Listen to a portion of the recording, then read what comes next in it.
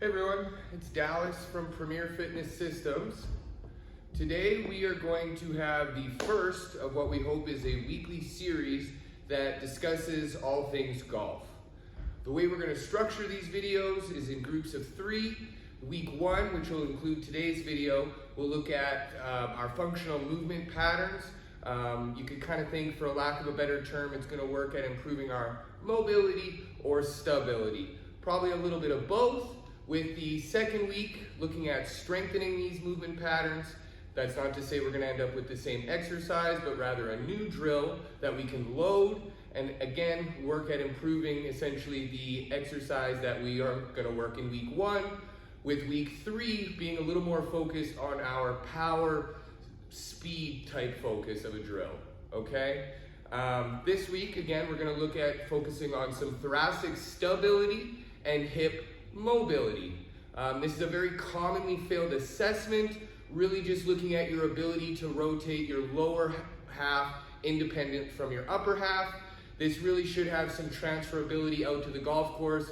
For some of us, this may look at improving some low back discomfort as well. Maybe with others, this should look at improving if we are a slicer of the golf ball. And on top of it all, it should just help with consistency of sequencing the swing, which should result in some more consistent contact and maybe a couple more yards here and there. All right, everyone. First way I would want us to start with this is with a foam roller. If we've got the long one, great. If not, a short one would suffice. We're gonna throw it about knee height. I do want the knee to stay bent. We're gonna use a dowel. If we didn't have the fancy stick, we probably could use a golf club, okay?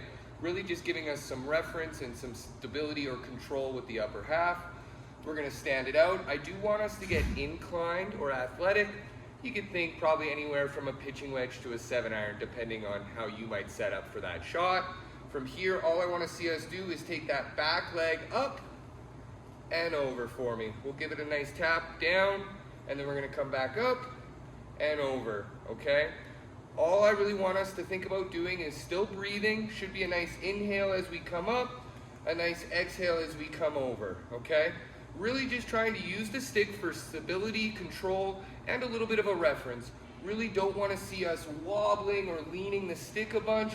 Just trying to keep it nice and quiet. Last but not least, as long as we keep that foam roller there, that's our reference point. If it stays there, we're doing pretty good with this drill, okay? Up and over. We will do both sides with this. So I do just want to show us one variation with this drill. If we're feeling pretty confident, balanced, controlled with using the dowel or the golf club to keep the upper half quiet, we could grab a band for me, okay? We're still going to keep the foam roller. We're going to put it in again about knee height, making sure that knee stays bent. We're not going to lock it up. What I would like to see us do with the band is we're just going to throw it around our back, kind of right underneath our armpits. And I actually want you to feel like you are reaching for me, okay? Trying to round your mid-upper back, all right? From here, we still need to get inclined or athletic into that pitching wedge to 7-iron posture. And then we're going to be coming up and over, okay? Now, with this variation, because we don't have the dowel for reference, I really want to make sure that we stay athletic. The common inconsistency with this drill, if we don't have the dowel, is people will kind of start to stand up, okay? But luckily, we still have this foam roller. If we stand up, we're likely going to lose the foam roller, and that's going to be our reference to maybe telling us that we lost our posture a bit.